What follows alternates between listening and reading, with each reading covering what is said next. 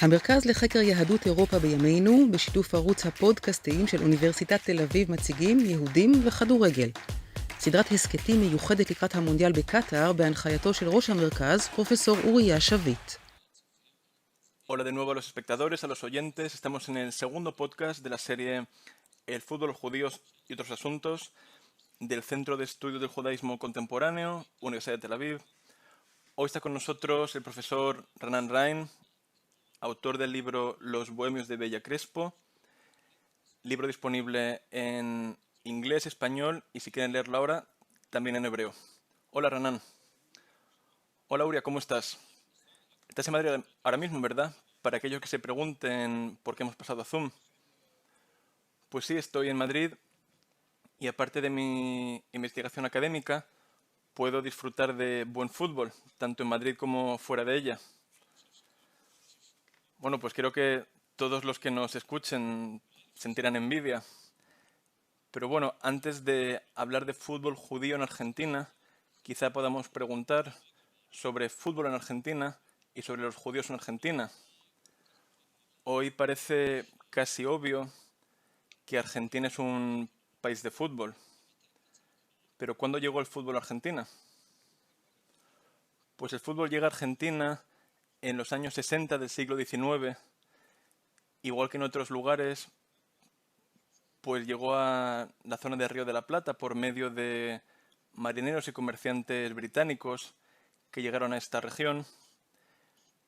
A partir de los años 80 entra a los colegios ingleses en Buenos Aires y sus alrededores, pero después se expande muy rápidamente y llega con fuerza a todas las partes de la sociedad argentina desde la última década del siglo XIX y la primera década del siglo XX. Es en estos años que se crean la mayoría de los clubes que conocemos en la actualidad. Y el fútbol se convierte en el deporte más popular en Argentina muy rápidamente.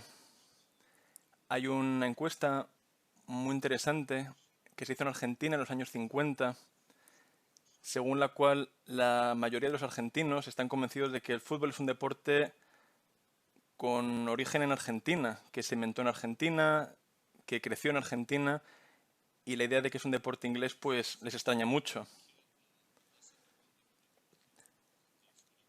Hay una historia de aquella época, de cuando el fútbol llegó a estos colegios ingleses, y cuando llegaron los primeros balones a aduana, pues tenían que registrarlos.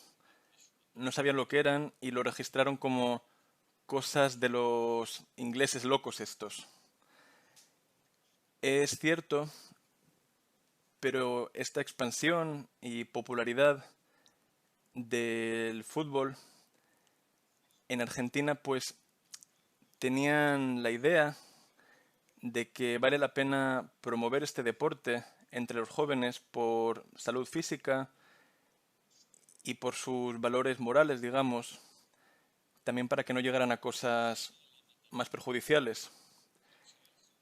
¿Y se sabe por qué el fútbol? Podría haber sido cualquier otro deporte.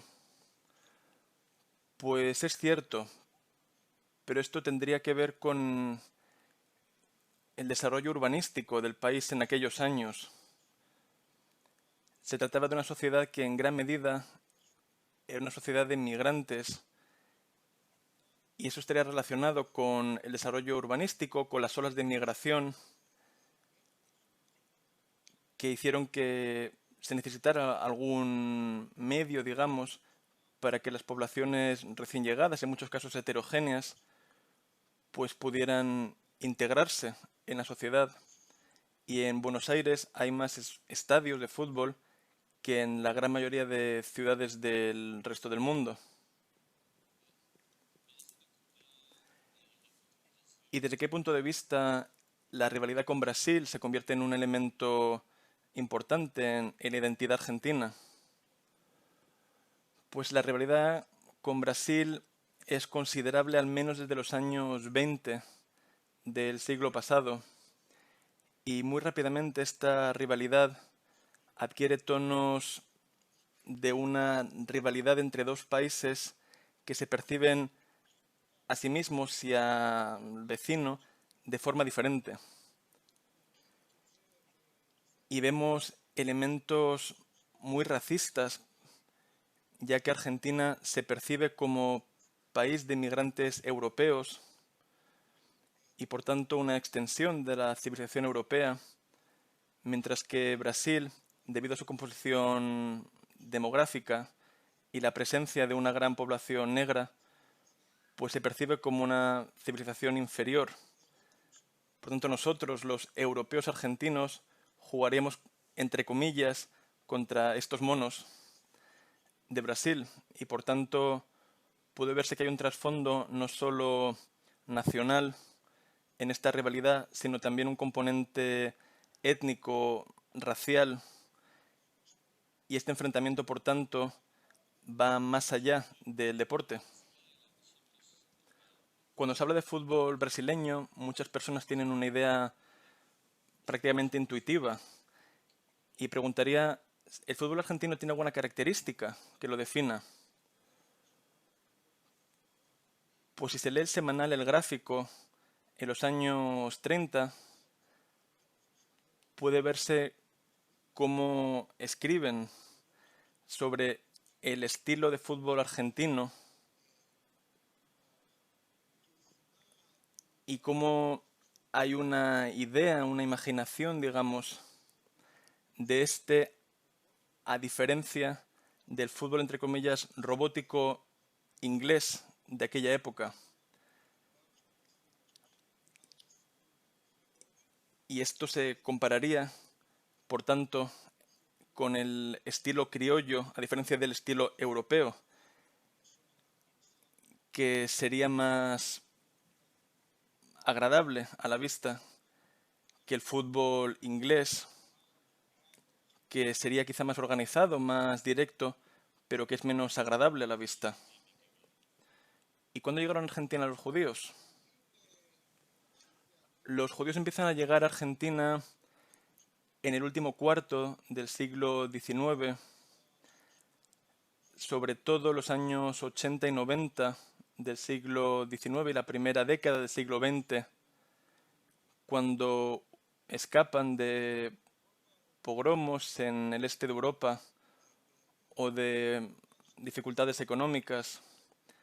La mayoría llegan a América, sobre todo a Estados Unidos, pero Argentina es el segundo destino de estas personas.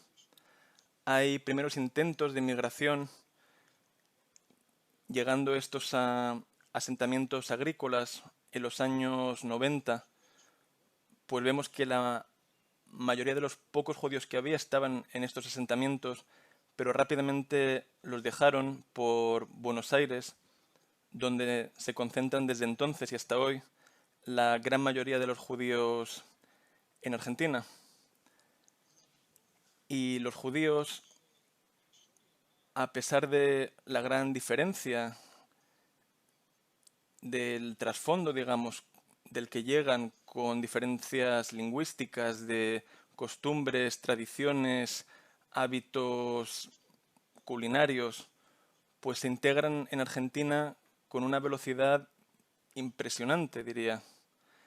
Y no sé si hay otro país en el que los judíos se integren tan rápidamente como en Argentina. Después hay más inmigración entre las dos guerras mundiales, luego una inmigración que se posibilita de una forma u otra durante la Segunda Guerra Mundial y después una pequeña inmigración después de la Segunda Guerra Mundial y ya está. Desde entonces hay más judíos que dejan Argentina que judíos que emigran a Argentina. ¿Los judíos llegaron a Argentina con fútbol o lo aprendieron allí?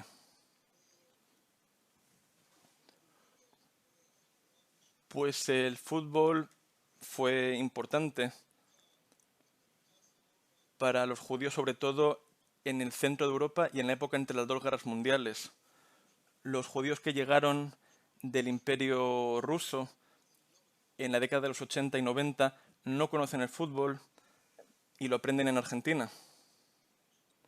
En el barrio, en el parque, etcétera, etcétera.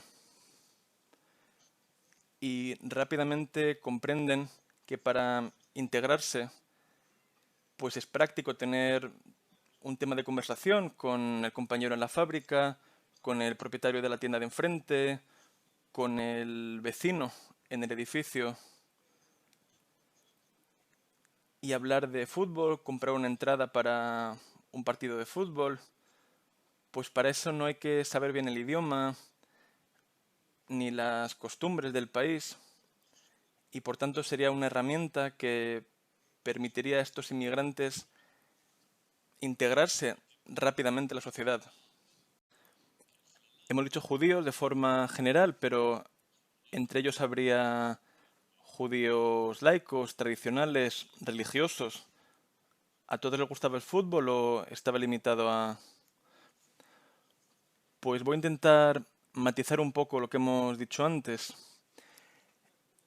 Entre el principal grupo de inmigrantes que llegó sobre todo de Europa del Este, había también de otras partes de Europa, aunque en menor número, y había también inmigrantes del Imperio Otomano a final del siglo XIX, principios del siglo XX, huyendo de la obligación de alistarse al ejército otomano, de problemas económicos, de el aumento del nacionalismo turco en aquellos años.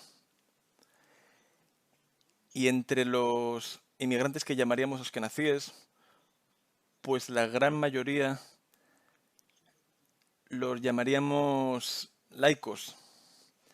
De hecho, casi no hay rabinos en Argentina en las primeras décadas de migración judía.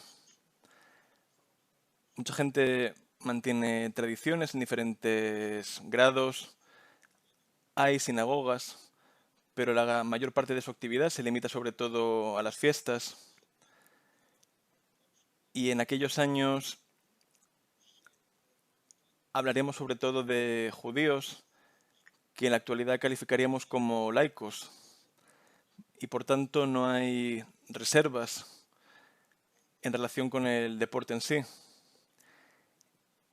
Y todos los grupos, las asociaciones, instituciones comunitarias, pues aún no existen realmente o en pequeña medida.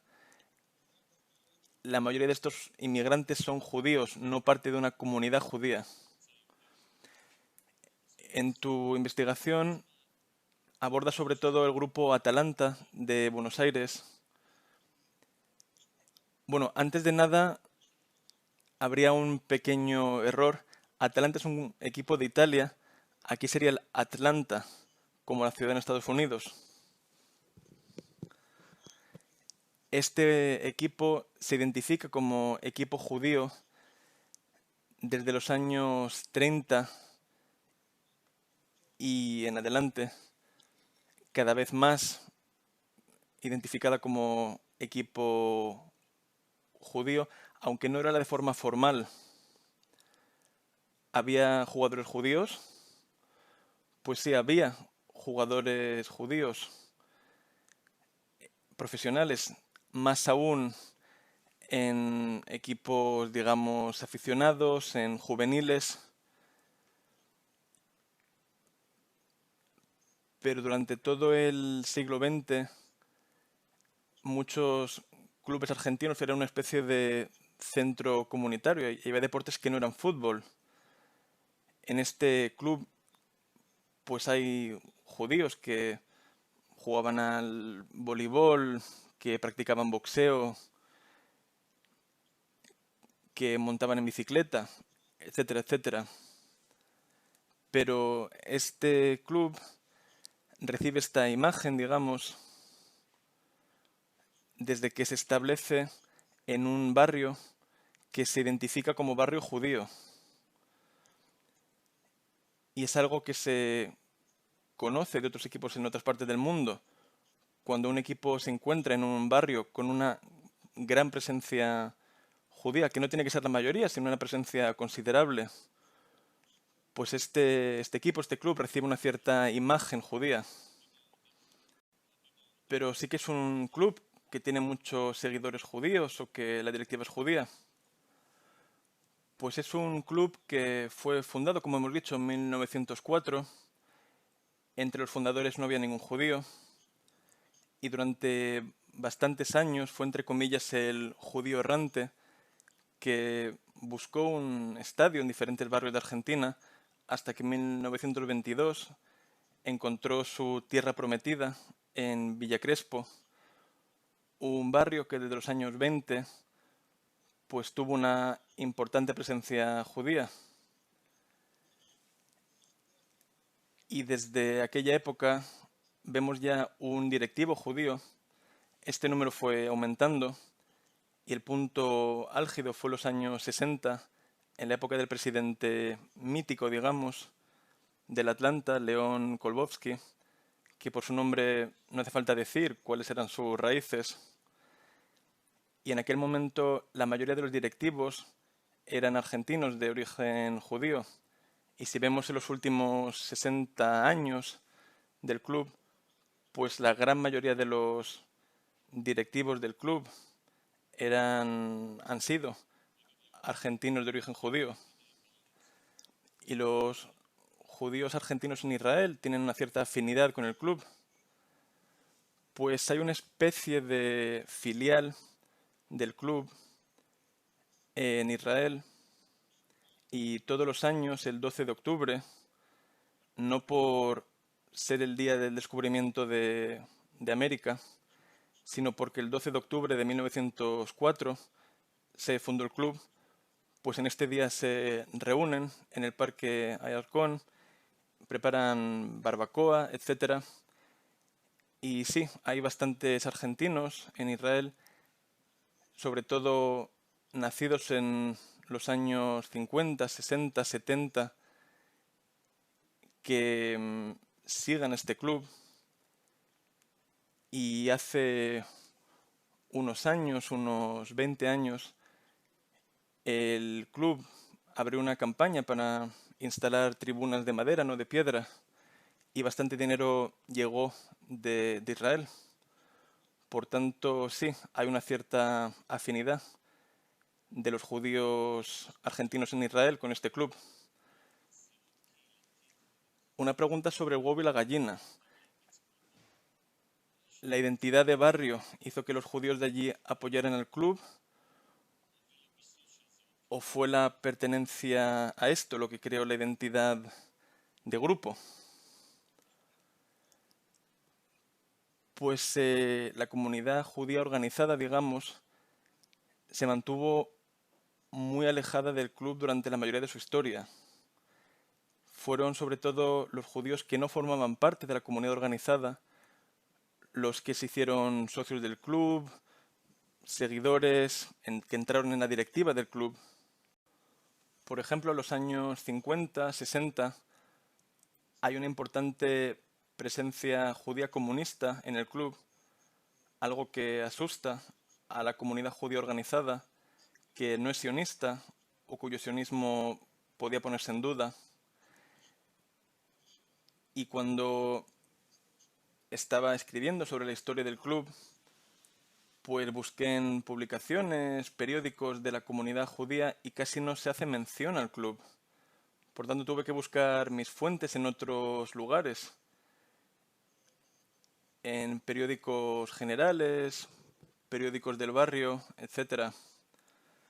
Por tanto, la identidad judía se crea a raíz de la identidad de barrio, ya que en este barrio, en Villa Crespo, hay una presencia judía muy importante y así se crea esta afinidad, esta identidad que también se obliga de alguna forma por aficionados, seguidores de otros equipos.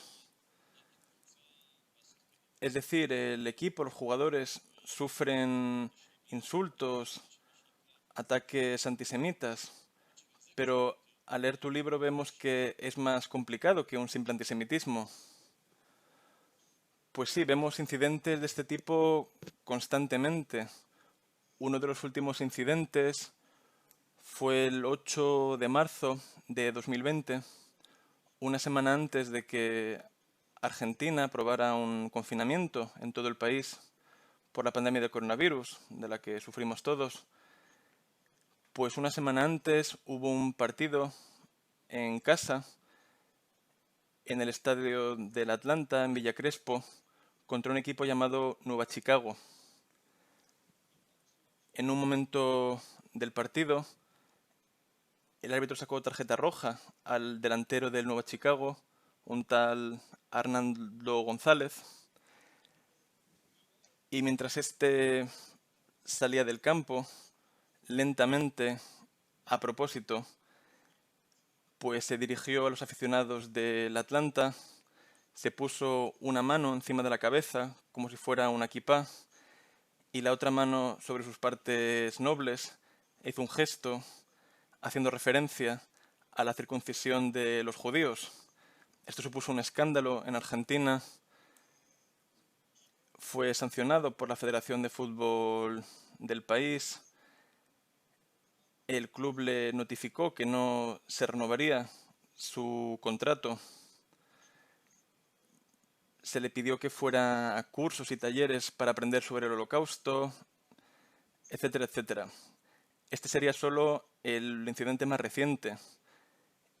Y durante décadas vemos muchos incidentes en los que equipos rivales, sobre todo aficionados del equipo que jugaba en el mismo barrio hasta los años 40, cuando tuvo que mudarse al barrio de al lado, pues vemos incidentes en los que los aficionados susurran haciendo referencia al gas con el que se aniquilaba a los judíos en los campos de concentración, o incidentes en los que se tiraba jabón al campo, entre cantos de que os transformaremos en jabón. Otra referencia al Holocausto.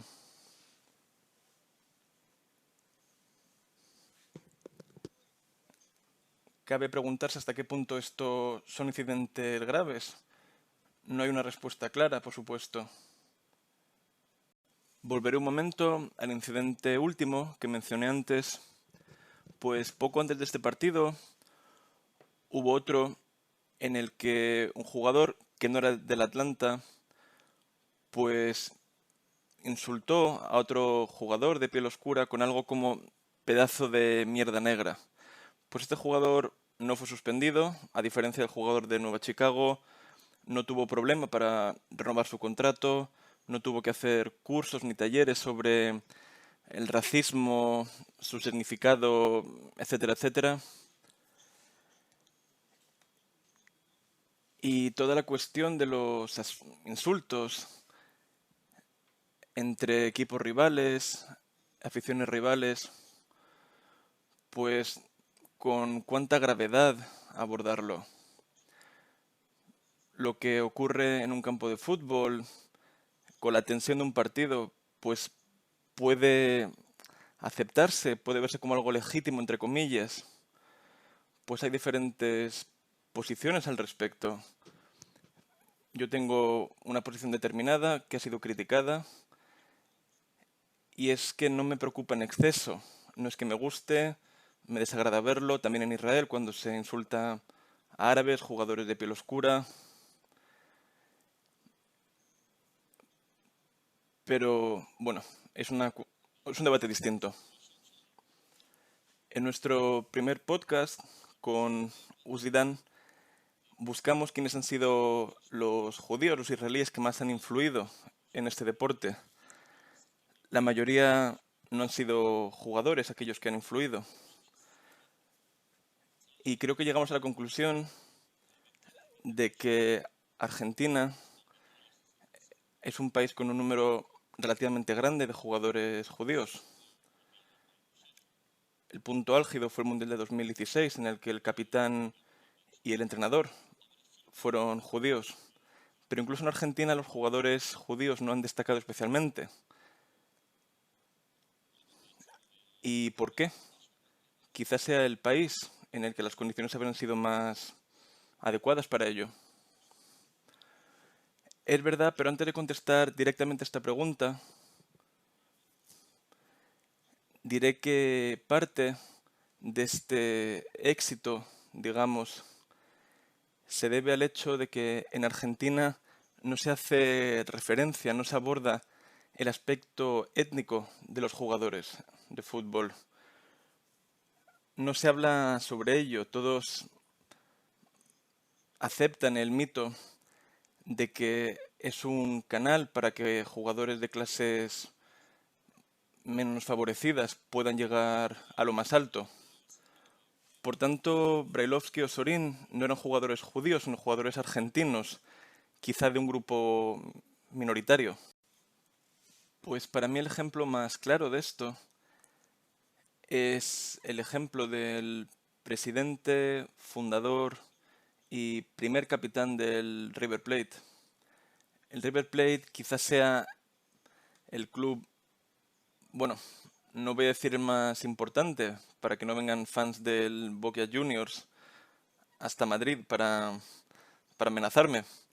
Pero bueno, es uno de los dos clubes más importantes de fútbol de Argentina, con presencia más allá de sus fronteras. Pues el primer presidente de este club, el fundador de este club, el primer capitán de este club, era judío, Leopoldo Bart. Pero es que no era un asunto del que se hablara. Y la mayoría de aficionados del River Plate hoy no saben que esta persona era judía. Por tanto, no es que no dejaran huella los judíos, sino que el grado de éxito de los judíos en Argentina hizo que rápidamente la mayoría de los judíos consiguieran pasar de la clase obrera, digamos, a la clase media y más allá. Por tanto, cada vez necesitaban menos del fútbol como un canal para progresar socialmente. Y rápidamente pasaron a formar parte de las élites blancas y no de grupos, digamos, del interior del país, de barrios pobres, de piel más oscura, que a menudo sí necesitan el fútbol como una esperanza, como algo que les salve de las condiciones de vida difíciles en las que se encuentran.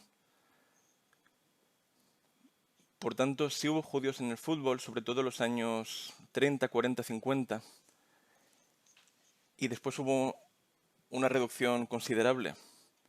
Pero sí vemos judíos a partir de los años 70, por ejemplo, en tenis, incluyendo a uno muy especial. Sí, que estuvo hace poco en Israel, ¿verdad? Sí, por primera vez. Y es que esto que comentamos pues era más adecuado a su nueva clase social. Sí les gusta el fútbol, pero la mayoría de los jugadores en Argentina sí provienen de estas clases sociales menos favorecidas. Sabes, en los comentarios y reseñas sobre tu libro se expresaba a veces, bueno, que qué bien que en el mundo académico por fin se aborde el asunto del fútbol, algo que no se veía en Israel hace no mucho. Y yo veo otra cosa, y es que al igual que se ha ignorado al fútbol durante mucho tiempo, su importancia, pues en los últimos años quizá haya una exageración en la importancia que se le asigna a este deporte. No deja de ser un deporte que interesa a un número limitado de personas y cuya influencia política, social, también es limitada. ¿Qué tienes que decir al respecto?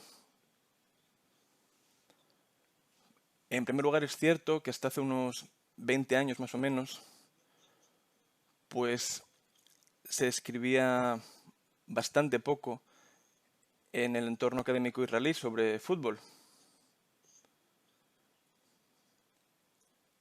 Y es que se enfocaba de forma distinta a la cultura popular. Y si abordamos este asunto en Argentina, un país en el que el fútbol es muy central, pues hasta hace apenas 20 años también se escribía muy poco sobre fútbol en universidades argentinas. Sí había libros populares sobre jugadores, sobre estadísticas, sobre victorias, sobre grandes partidos, sobre grandes estrellas, etcétera, etcétera. Pero en el entorno académico argentino todo eso también es algo nuevo. Como decía, de los últimos 20 años más o menos. En Europa eso es un poco diferente. En Europa sí se ha empezado a investigar la cultura popular antes y también el fútbol.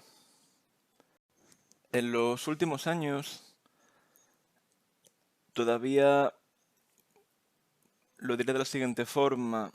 Aún no está claro que los profesores universitarios recomiendan a sus candidatos de doctorado que elijan como tema de sus trabajos el fútbol,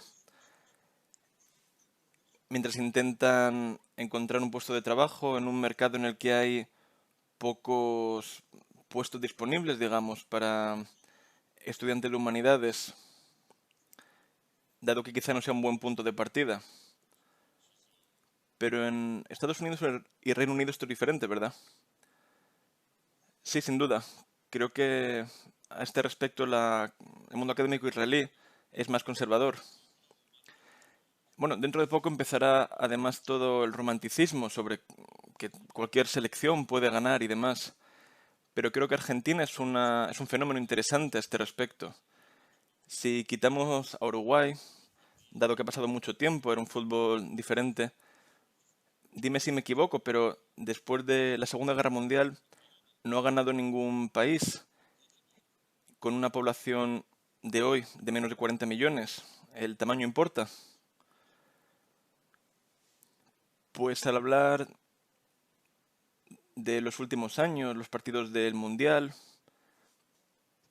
pues hay que tener en cuenta no solo en el caso de Argentina, pues que son jugadores que no están acostumbrados a jugar juntos, que juegan en clubes repartidos por todo el mundo y que los mejores jugadores pues temen por sus piernas. Y no está claro hasta qué punto vale la pena sufrir una lesión en un partido internacional si después tienen que volver al Barcelona, al Paris Saint-Germain o a cualquier otro equipo de este nivel. Hablo también de Messi, dado que se le acusa a menudo de que no se esfuerza lo suficiente los partidos con su selección por este temor a las lesiones.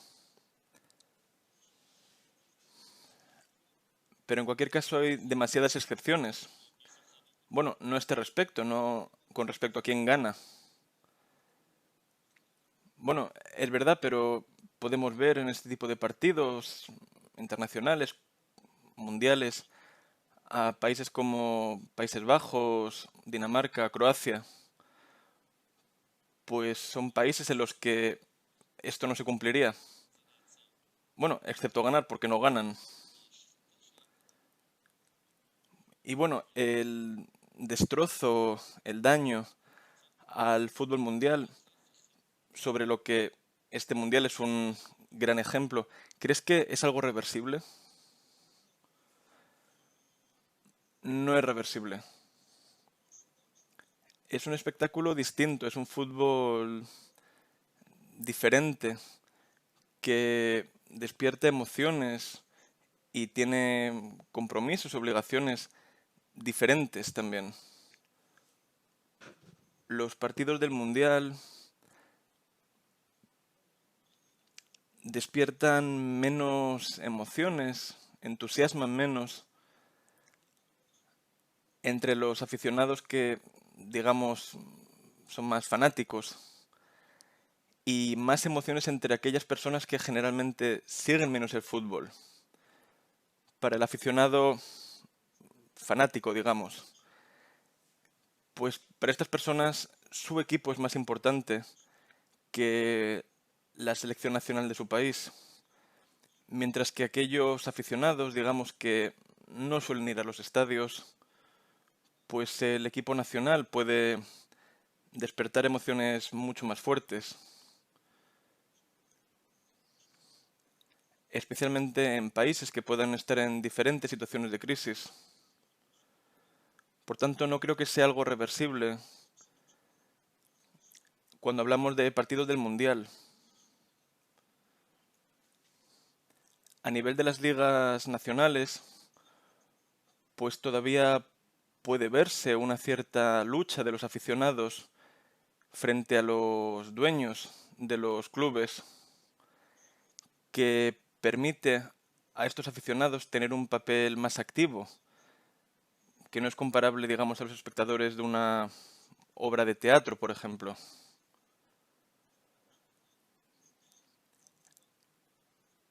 En estos casos todavía es posible una cierta lucha o influir de diferentes maneras. Y esto es algo que cambia la naturaleza de los partidos. Una última pregunta, ¿quién quieres que gane en tu corazón y quién dice tu cabeza que va a ganar? Bueno, con respecto al corazón la respuesta está clara. Brasil. No, Argentina, no puede ser otra. Además, soy el único no argentino de mi familia. O sea, soy el único de mi familia que no es ciudadano argentino. Pero a pesar de ello, mi corazón está con Argentina.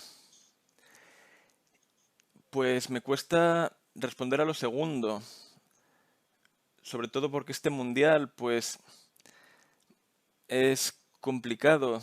También porque ha quedado de manifiesto. Pero, Ranan, el resto de entrevistados han contestado esta pregunta. Tienes que decirnos algo.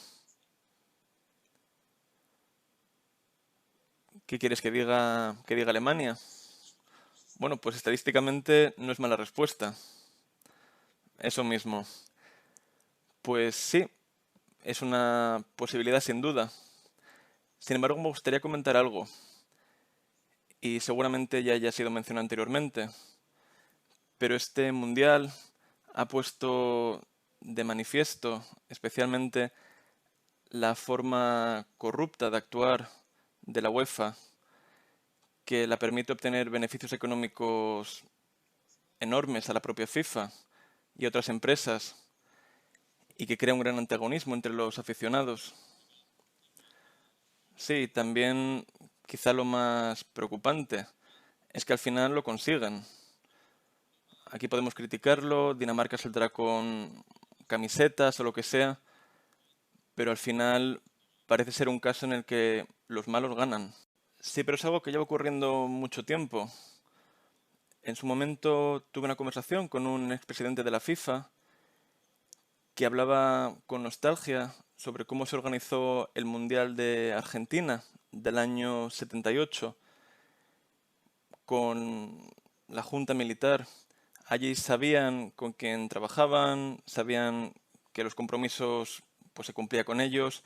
Lo comparaba con el Mundial de Brasil, el caos, y decía que preferían los regímenes autoritarios, preferían la corrupción institucionalizada.